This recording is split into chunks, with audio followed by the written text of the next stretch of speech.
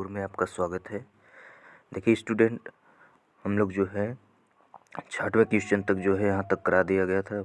आप लोगों को कह रहा क्लोरोफॉर्म को प्रकाश एवं वायु के प्रभाव से बचाने के लिए कौन कौन सी सावधानियाँ बरती जानी चाहिए, यहाँ तक आप लोगों को करा दिया गया था। ठीक है ना। आज हम लोग 7वें क्वेश्चन से डिस्कशन करेंगे। कह रहा प्रभावी परमाणु क्रमांक क्या है, इसको उदाहरण द्वारा जो है समझाना है। ठीक है ना। तो देखिए क्या होता है प्रभावी परमाणु क्रमांक।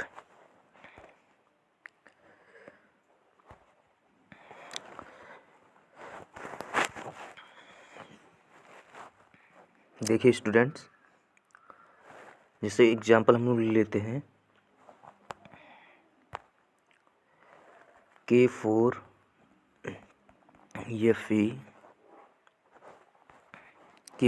Fe CN6। तो देखिए जो केंद्रीय धातु होता है अर्थात Fe, वह उतने ही लिगेंड से जुड़ना चाहता है या उतना ही उपसंयोजक बंध बनाता है जितना कि वह अपने निकटतम जो अक्रिय जो तत्व होता है वह उसके परमाणु क्रमांक के बराबर हो जाए। फिर से सुने स्टूडेंट्स, जो केंद्रीय धातु होता है वो उतना ही उपसंयोजक बंध बनाना चाहता है या उतना ही उपसंयोजक बंध की ज़रूरत को जो है यानी उतने ही उपसंयोजक बंध को वो लेना चाहता है जितना कि वो निकटतम अपने अक्रिय गैस के परमाणु क्रमांक के बराबर हो जाए। वही उसका क्या कहलाता है, प्रभावी परमाणु क्रमांक। अभी एग्जाम्पल के माध्यम से आप लोग क्या नाम है समझा दिया जाएगा। कह रहा उदाहरण द्वारा समझाइए। तो जैसे मान लीजिए उदाहरण हम लोग यही ले लेते हैं K4FeCN6। इसका जो ऑक्सीकरण संख्या निकालेंगे आएगा ये -2 किसका, Fe का। तो देखिए कैसे निकालते हैं प्रभावी परमाणु क्रमांक, जिसको इफेक्टिव एटॉमिक नंबर कहते हैं, EAN कहते हैं। ठीक है ना। तो होता क्या है कि सबसे पहले Fe का जो परमाणु क्रमांक होता है वो देखा जाता है। Fe का परमाणु क्रमांक होता है 26। ऑक्सीकरण संख्या को घटा दिया जाता है -2 धन परमाणु क्रमांक कितना होता है Fe का 26, ऑक्सीकरण संख्या कितनी आई -2 धन। अब आगे देखिए, अब होता क्या है कि जितना उपसय संयोजक बंध बनाती है, ठीक है ना, तो 2 गुणे उपसय संयोजन संख्या हम लोग लेते हैं, तो उपसय संयोजन संख्या उतना आएगी जितना उपसय संयोजक बंध बनाता है। तो CN6 है, इसका मतलब 6 उपसय संयोजक बंध बनेगा। ठीक है ना। यहाँ 6 से क्या कर देंगे गुणा, तो 26 - 2 आ जाएगा 24। ठीक, धन 6 दूना कितना हो जाएगा 12, टोटल कितना आ जाएगा 36। ठीक है ना, टोटल कितना हो जाएगा 36। तो ये जो 36 है ये अक्रिय गैस के परमाणु क्रमांक भी है। जो 36 आया है ये अक्रिय गैस का क्या है, परमाणु क्रमांक है। कौन सा अक्रिय गैस है आप देख सकते हैं। हीलियम का परमाणु क्रमांक होता है 2। उसके बाद आपका नियान आता है, उसके बाद उसका हो जाता है 10। आर्गन का आता है 18। उसके बाद जो है क्रिप्टॉन का जो होता है वो 36 होता है। कितना होता है 36, जिसका सूत्र होता है जिसका सिंबल होता है Kr। ठीक है ना। तो ये जो प्रभावी क्रमांक होता है यानी EAN जो होता है वो अपने निकटतम जो अक्रिय गैस होते हैं वो उसके परमाणु क्रमांक के क्या होना चाहता है, बराबर होना चाहता है। ठीक है ना। तो यही आया स्टूडेंट्स EAN। ठीक, बढ़ते हैं आगे अगले क्वेश्चन की तरफ। करा सैटजेफ नियम पर संक्षिप्त टिप्पणी लिखिए। सैटजेफ नियम क्या है। देखिए कुछ है नहीं इसमें, बहुत ही सिंपल है। तो देखिए होता क्या है, सैटजेफ नियम जैसे हम लोग लेते हैं मोनोहाइड्रिक अल्कोहल। कौन सा alcohol? Monohydric alcohol. Monohydric alcohol, इसका सूत्र होता है CH3CH2OH। संरचना देखल जाए तो यहाँ हो जाएगा H, यहाँ H, यहाँ H। उसके बाद सिंगल बॉन्ड है, यहाँ H, यहाँ H। अब देखिए यहाँ OH हो गया। अब देखिए आगे क्या होगा, यहाँ आप SN2SO4 डालिए। क्या डालेंगे? SN2SO4। गर्म कितना करेंगे?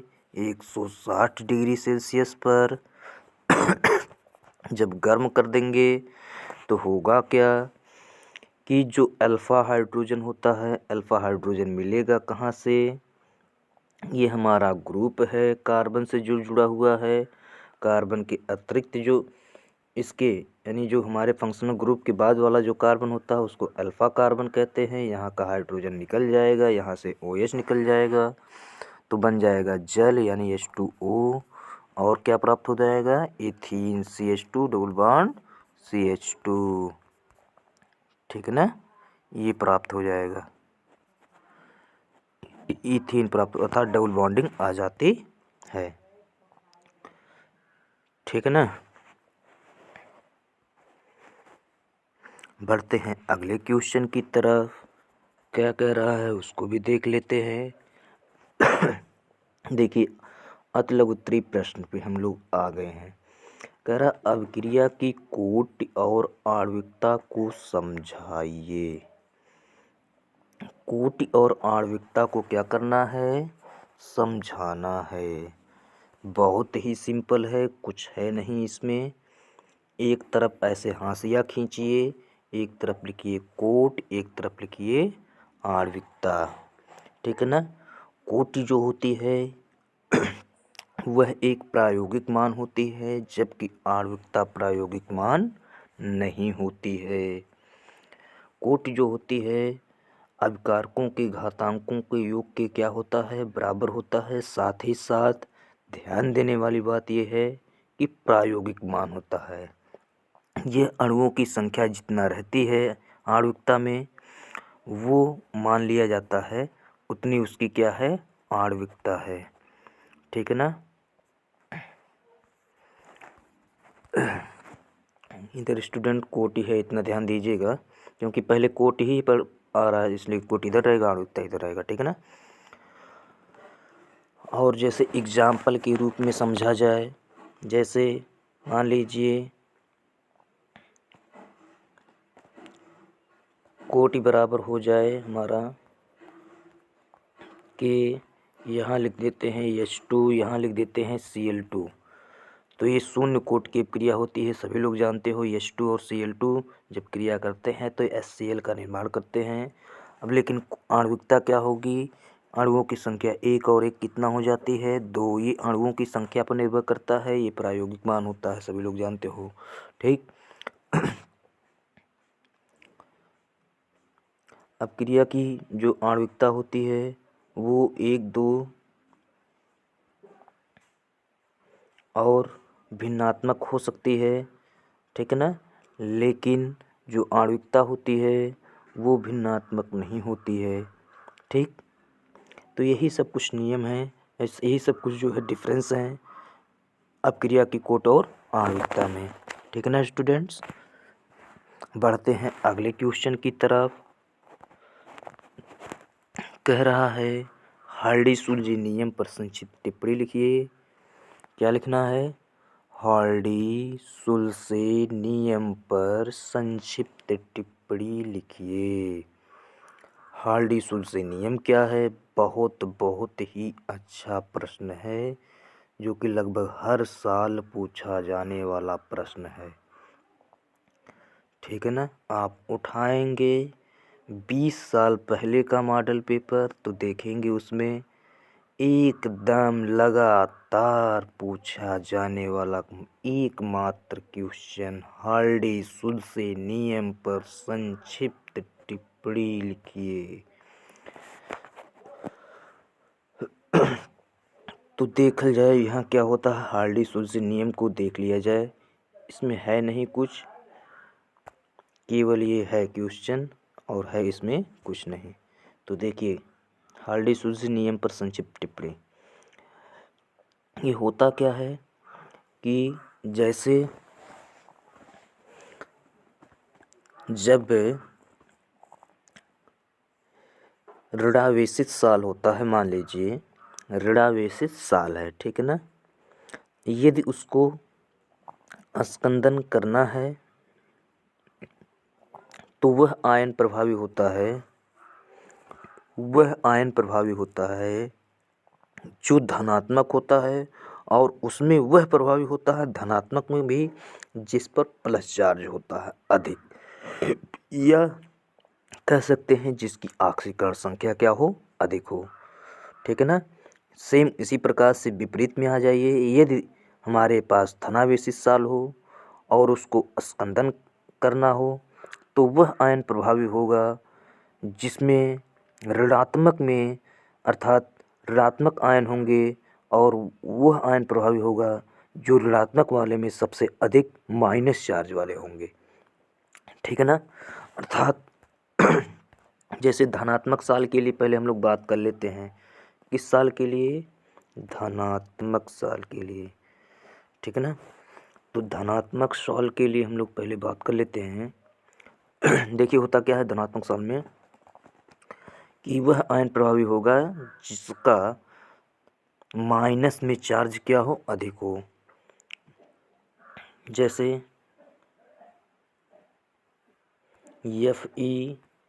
FeCN का होल 6, इस पे आता है 4 माइनस चार्ज, ठीक है ना, ये सबसे अधिक प्रभावी होगा। उसके बाद PO4 जो होगा ये कम हो जाएगा, फास्फेट आयन, ठीक, सल्फेट आयन और कम हो जाएगा। सबसे कम प्रभावी कौन होगा, क्लोराइड आयन होगा, ठीक है ना। अर्थात धनात्मक साल को स्कंदित करने के लिए सबसे प्रभावी हमारा ये होगा, उसके बाद ये होगा, उसके बाद ये होगा, सबसे लास्ट में Cl होगा, Cl माइनस होगा, ठीक है ना। सेम इसी प्रकार से यदि हमारे पास ऋणात्मक साल हो, कौन सा साल हो, ऋणात्मक साल हो, तो कौन सा आयन प्रभावी होगा, जो धनात्मक चार्ज वाली इससे सबसे अधिक चार्ज वाली होगी, ठीक है ना। तो कैसे, जैसे मान लीजिए जिसमें धनात्मक चार्ज सबसे अधिक हो, एल्यूमिनियम पर कितना चार्ज होता है स्टूडेंट, 3, ये सबसे प्रभावी होगा। उसके बाद मैग्नीशियम पर कितना होता है, 2, ये एल्यूमिनियम से कम प्रभावी होगा स्कंदन मान इसका। और उसके बाद किसका चार्ज होता है, +1, सोडियम का। अब देखिए होता क्या है, सबसे पहले स्कंदित कौन करेगा ऋणात्मक को, Al, उसके बाद Mg, और सबसे कम कौन करेगा, Na, ठीक है ना। तो उम्मीद करते हैं, आशा करते हैं, सब कुछ करते हैं स्टूडेंट्स कि ये आपको यहाँ तक अच्छे ढंग से समझ में आया होगा।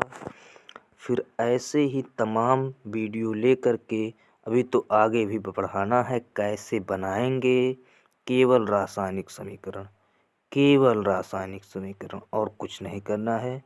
तो केवल हम भी रासायनिक समीकरण ही दे देंगे। तो कैसे बनाएंगे ये कल बनाया जाएगा, ठीक है ना। कैसे बनाना है ये कल बनाया जाएगा, और उम्मीद करते हैं यह आपको समझ में आया होगा, बहुत ही अच्छे ढंग से समझ में आया होगा। कुछ है नहीं, केवल बोर्ड का हुआ होता है, ठीक है ना।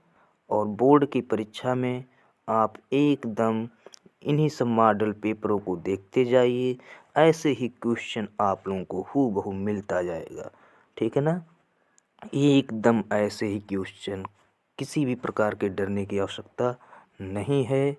तो उम्मीद करते हैं ये वीडियो स्टूडेंट समझ में आया होगा। यदि आपको समझ में आया है तो प्लीज़ चैनल को सब्सक्राइब करें, बेल आइकन को प्रेस करें, शेयर करें। फिर मिलते हैं ऐसे ही वीडियो के साथ, यानी आगे कैसे बनाएंगे तो देखा जाएगा स्टूडेंट, कैसे बनाएंगे ये कल। तब तक के लिए जय हिंद।